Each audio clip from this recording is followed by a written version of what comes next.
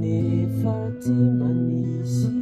hoe mba nalahelo indrisy